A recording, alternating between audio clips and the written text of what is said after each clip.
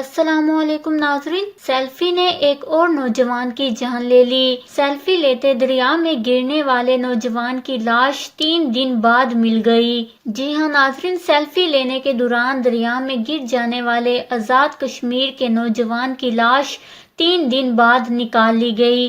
Graduation کا طالب علم حامد رضا دوستوں کے ساتھ تفریح کے دوران تصویر لیتے ہوئے دریا میں گر کر لاپتہ ہو گیا تھا۔